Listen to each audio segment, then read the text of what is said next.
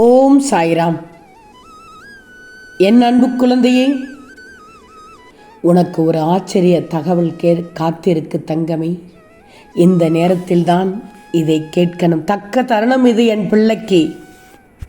என் தங்கமே, வாழ்க்கையில் சந்தோஷம் என்பது யாருக்கும் தானாக அமைந்து விடாது. நீதான் அதை அமைத்து கொள்ளணும். சொல்வது புரிகிறதா? எல்லா நேரத்திலும் ஒரே மாதிரி இருப்பதில்லை என்பதை விட இருக்க விடுவதில்லை என்பதுதான் உண்மை. நீ எல்லா நேரத்திலும் ஒரே மாதிரி இருப்பதில்லை என்பதை விட அது இருக்க விடுவதில்லை என்பதுதானே உண்மை. நீ உனக்கு உண்மையாக இல்லாதவரை பல வழிகள் உன்னை துரத்தி கொண்டே தான் இருக்கும் தங்கமே. காத்திரு. நடக்க இருப்பது மிகச் சரியான நேரத்தில், சரியான இடத்தில், சரியான காரணத்தோடு நடக்கும் மகளே என்று சொன்னேன் அல்லவா? இந்த தருணத்தில் கேள். உனக்காதைத்தான் நான் சொல்லிக் கொண்டிருக்கிறேன். தயவு செய்து மோசமான மனநிலையில் இருக்கும்போது மிக முக்கியமான முடிவுகளை எடுக்காதே. பொறுமை காத்திரு. புயல் கடந்துவிடும், உனக்கு வசந்தம் வீசும். தங்கமே, பயம் என்பது வளர்வதற்காக வாழ்க்கை ஏற்படுத்தியிருக்கும் வாய்ப்புகளில் ஒன்றுதான். சொல்வதை புரிஞ்சுக்கோ.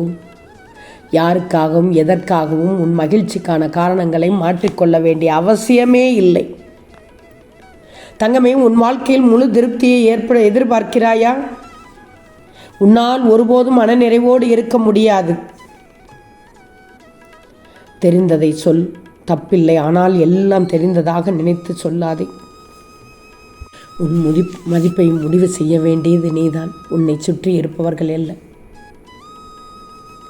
நீ பணிந்து செய்கிறாய், ஆனால் பணிந்தவன் எல்லாம் பயந்தவன் அல்ல என்று உன் எதிராளிக்கு தெரியணும். நீயாக இரு. பிடித்தவர்கள் நேசிக்கட்டும், பிடிக்காதவர்கள் யோசிக்கட்டும், அவ்வளவுதான். உன்னால் வாழ்க்கையில் பயணிக்க முடியுமா என்று மட்டும் எண்ணிப்பார். தங்கமே, தேவையில்லாத வாழ்க்கையை வாழ்ந்து உன் நேரத்தை வீணடிக்காதே. வாழ்க்கை என்பதே ஒரு நாடக மேடைதான். இதில் சிலர் நல்லவர்கள் போல் வேஷம் போடுவார்கள், கெட்டவர்கள் போல் வேஷம் போடுவார்கள். உண்மையான மனிதர்களை கண்டுபிடிப்பது சற்று சிரமம்தான் தங்கமே.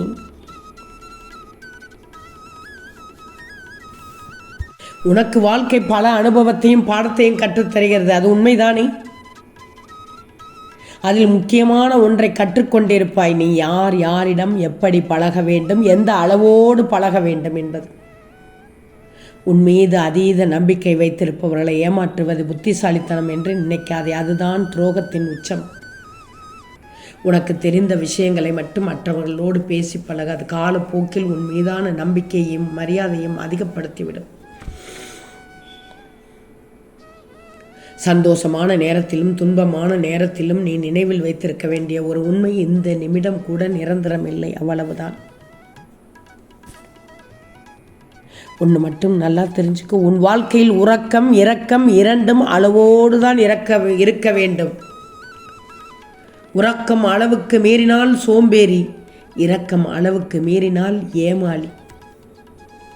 ஆம் தங்கமே, கடன்களும் நினைவுகளும் தேவைக்கேற்ப அளவோடு இருக்கணும். ஏன்னா கடன்களும் நினைவுகளும் அளவுக்கு மீறினால் இரண்டுமே தூக்கத்தை பறித்துவிடும். உன் சாயி சொல்வதை கேட்டு வாழ்க்கையில் வரும் வழிகளை சிரித்து கொண்டே கடந்து போக பழகிக்கோ. அப்படியே சிரித்து கொண்டு போக பழகிக்கிட்டேன்னா உன்னை விட வலிமையானவர்கள் யாரும் இல்லை இந்த உலகத்தில். ஒரு தவறை செய்தால் ஒத்துக்கொள். எந்த சூழ்நிலையிலும் தயங்காதே. அவற்றை சரி செய்து கொள்ள முடியும். ஆனால் செய்த தவறை இல்லை என்று சாதிக்காதே. பிறகு அவற்றை வாழ்நாளில் நீ சரி செய்ய முடியாது. தங்கமே, மற்றவங்கள்ட்ட குற்றம் எனக்கு அடையாளம் காணும் விஷயம் உனக்கு ஏற்பட்டால் அதை சோதனைன்னு நீ நினைக்கிறாய். உன் பாதையை நீயே உருவாக்கி கொள்ளும் தண்ணீராக இரு. வாழ்க்கையில் எதையும் சாதிக்கலாம். அடுத்தவர் பாதையை தடுக்கும் பாறையாக என் பிள்ளையான நீ இருந்துவிடக்கூடாது. தங்கமே, மனதில் நஞ்சு வச்சு உதட்டில் தேனாக கொஞ்சி பேசும் மனிதர்களும் உன்னை சுற்றி வாழ்ந்து கொண்டுதான் இருக்கிறார்கள் என்பதை மட்டும் ஒருபோதும் மறந்து விடாதே. காகமும் குயிலும் பார்ப்பதற்கு இரண்டும் ஒன்று போலதான் தோற்றமளிக்கும். ஒருவரின் வெளித்தோற்றத்தை வைத்து ஒருவரை உடனடியாக மதிப்பீடு செய்து விடாதே.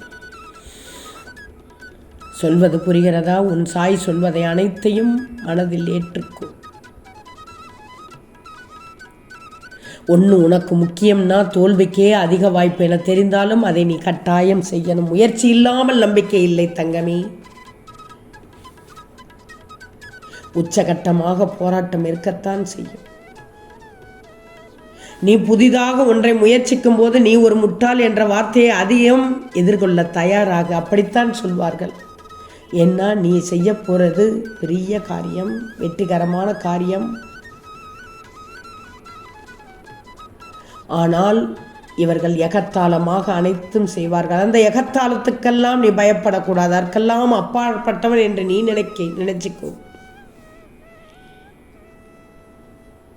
ஒன்று உனக்கு கிடைக்கவில்லை என்றால் அதற்கு காரணம் இருக்கும். அதை பெறுவதற்கான மனப்பக்குவத்தையும் தைரியத்தையும் சோதனையும் கொடுத்து உன் பொறுமையையும் நம்பிக்கையும் சோதித்த பிறகுதான் அது உன் கையில் கிடைக்கும். அது உடனடியாக கிடைக்குமா என்றால் கிடைக்காது. ஒரு நாளில் கிடைக்கலாம், ஒரு வாரத்தில் கிடைக்கலாம், ஒரு மாதத்தில் கிடைக்கலாம், ஒரு வருடத்தில் எப்போ வேண்டுமானாலும் நடக்கலாம். கஷ்டம் நிரந்தரம் அல்ல. உன் கர்ம வினைகளை தவிர்க்க முடியாது. அதன் வீரியத்தை குறைக்கவே சாயியை வணங்கிய உடனே உனக்கு எல்லாம் கிடைக்கும்னா அதுவும் சாத்தியமில்லை. இருந்தாலும்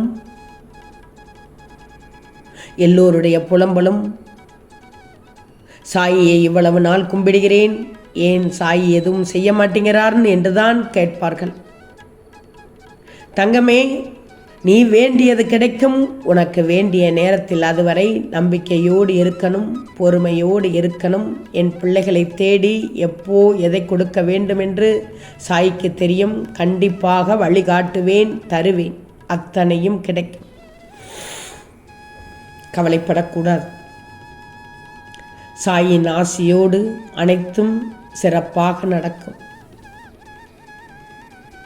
நடப்பது ஏதாவது உனக்கு பிடிக்கவில்லை என்றால் அதை விட்டு விடு. அந்த இடத்தை விட்டு நகன்று விடு. போராடாதே, வேண்டாம்.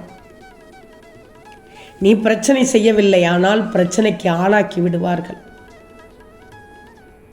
வஞ்சகம் செய்பவர்களுக்கு கண்டிப்பாக தண்டனைக்குரிய காலம் வெகு விரைவில் வந்துவிடும், நீண்ட நாள் அல்ல. ஆகா, இவர்களை சிதைத்து விட்டோம் என்று கம்பீரமாக உட்கார்ந்து கொண்டிருப்பார்கள். உட்கார்ந்த நிலையிலேயே அவர்கள் படுகுழியில் பாதாளத்தில் விழுவார்கள். பொறுத்து கொண்டே இரு, பார்த்து கொண்டே இரு. அனைத்தையும் சாயி நடத்தி காண்பிப்பேன். இப்போது உனக்கான நேரம் வந்துள்ளது. அனைத்தும் உனக்கானதாகவே நடக்கும். ஓம் சாய்ராம்.